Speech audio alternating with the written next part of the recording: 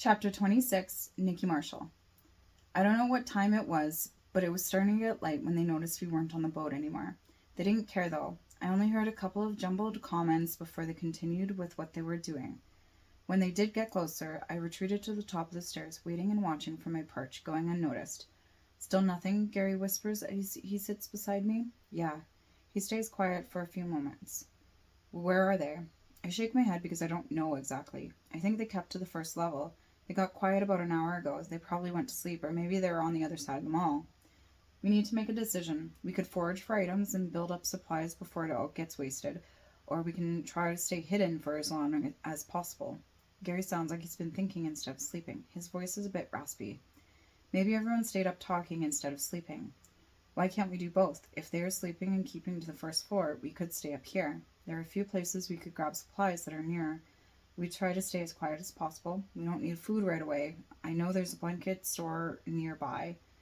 There's the anything and everything store just a bit further down. To the right, there's a outdoorsy store. I know we can get some warmer clothes and jackets. The hotel entrance is over there too. Maybe we should move there. Or we could look for guests that were staying there. They had to have had staff working at the time. Guests staying at the hotel? Gary cuts me off. Right, I forgot the hotel was in the mall. I just look at him.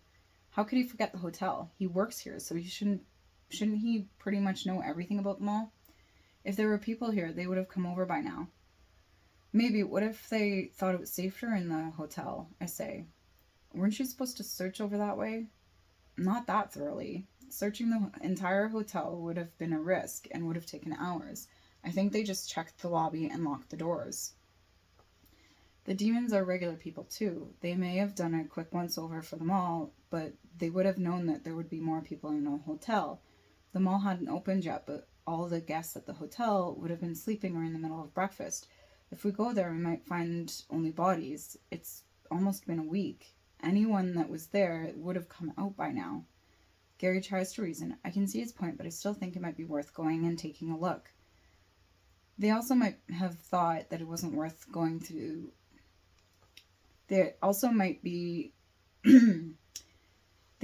have thought it wasn't worth the effort to go room by room. I'll go. I'll take a couple of people and a few weapons and go over there. If we see any sign of trouble, we'll get out. If not, we might find a few people. I don't think we could go very far anyways. Maybe the lobby? I don't know how much of the hotel is controlled by electronic locks or key locks. Or what if they have any security features for when the power goes out? If there aren't any keys for the stairs, or if it's electronic locks that stay shut when the power goes off, then we won't be going anywhere. I seem to convince him. Okay, but be careful, and take Sean with you. He might be able to help if there's any problems. With the way he says problems, I know he means demons. That settles it. I stand up and leave Gary at the stairs. I turn on the flashlight and go to the concession stand first. I take an armful of vitamin waters. Gary left the doors to the theater open. There's a light glowing on the wall. They had lit a fire while I was gone. Everyone is awake. I put down the water and grab one myself. I nearly finished the entire bottle off in one shot. I must have been thirsty. No one grabs any of the waters, but it looks like they might have already had breakfast. I'm going to the hotel to see if there's anyone there. See if we can get into the rooms or the kitchen or anything. Sean, would you like to come with me? Anyone else? I finish off the water and look for volunteers. Of course, Peter decides to come with us. No one else volunteers, though. We grab a couple of weapons, and they get a flashlight each. In silence, we leave the theater and go out to where Gary is sitting. Be careful. Come back in about an hour, or we're going to Be careful. Come back in an hour, or we're going to come after you, he warns. Of course. Don't worry about us. We'll be fine, Sean reassures Gary. I slowly walk down the stairs, trying not to make much noise as we walk. I feel like telling Peter and Sean to be quieter while they walk. They're making so much noise, but I'm sure it's just how it sounds to me. I listen while we walk. I don't hear anything except the noises we are making. Leading the other two to the side stairs, we quietly go down them. It's not much further before we get into the hotel lobby. There are no signs of anyone from the mall. That's good. We unlock the door to the hotel and try to quietly open and close them. A hard click makes a loud noise that echoes. The lobby is empty and untouched. Frozen in time from a week ago, the only sign that anyone was in the lobby during the attack is a dark blotch on the counter with spots seeping to paper and keyboard. Someone must have spilled their coffee and never got to the chance to clean it up.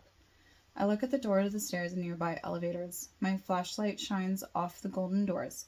I wonder if the stair doors would have locked. I wonder if the stair doors would have unlocked in the power outage. It seems like a fire hazard if they don't have that safety mechanism. Knock, knock. I jump and turn around, grabbing the dagger, readying it to attack, but the noise just came from Sean. He knocked on the door behind the counter, probably a staff room. I bite back a scolding. We've tried hard to be quiet, and he decides to knock on our door. Is there anyone in there? We're survivors from the mall. Sean calls out loud and clear. Peter stands behind him, tense and ready for anything. I wonder if he heard something or if he just knocked because the door was locked. I get in closer to them. I think I hear something shifting around in there. Might be better for them to hear different voices. It's all right. We're here to help. We have food and water. There aren't any threats in the mall. We locked all the doors. We trapped a few of them up in the hotel. A muffled female voice comes through the door. I hear an angry mumble from a male back there. The door unlocks with a scrape. An older man comes out first. He looks over the three of us. Who's in charge? She is. Peter answers without hesitation. He points at me. I guess I'm in charge. I try not to look surprised. Hi, I'm Nikki. I introduce myself with a strong handshake. Eric, he says. That's Peter and Sean. I point to each of them. We're about 40 people in total. There hasn't been anything attacking us since the war began. I start explaining. A lady pushes the man out of the way. You called it a war. Some demons started a war to take over. How do you know it's a war, though? She pushes for further explanation. I take in a deep breath and let it out slowly. Because not all the demons are evil. Some of them are victims of this attack just like we are. One of my best friends is a demon, and his family was killed for not agreeing to be a part of it. He's helping us. You're friends with one of them, she says. Sean waves once. Elf. The lady grabs a pack out of her pocket. She pulls out a cloth from it and wipes a spot under her sleeve. Underneath a lot of makeup is very blue skin.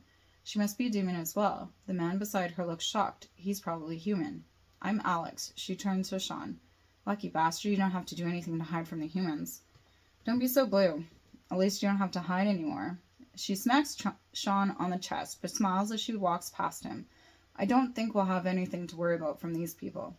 Nikki, was it? Are all the humans here so open-minded? She holds her hand out to shake mine. I return her handshake as businesslike as I can. I shake my hand when I let go of her hand. Not everyone. I think it might be a bit from the shock of it all. And some are too focused on partying to care about anything. They'll come around eventually, but you won't have any trouble for anyone up in the theater.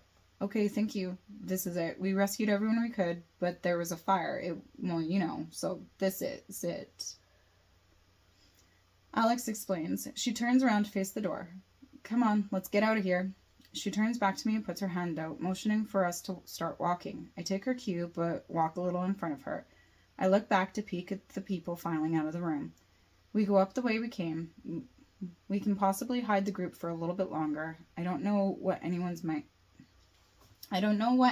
reaction might be to more new additions. Gary sees us coming. I don't think he was expecting us back so soon and with so many people. I take a look back when we get up the stairs. There were quite a few people stuffed into that room. I can't count them with a quick look, but there has to be at least 20. That was fast, Gary says.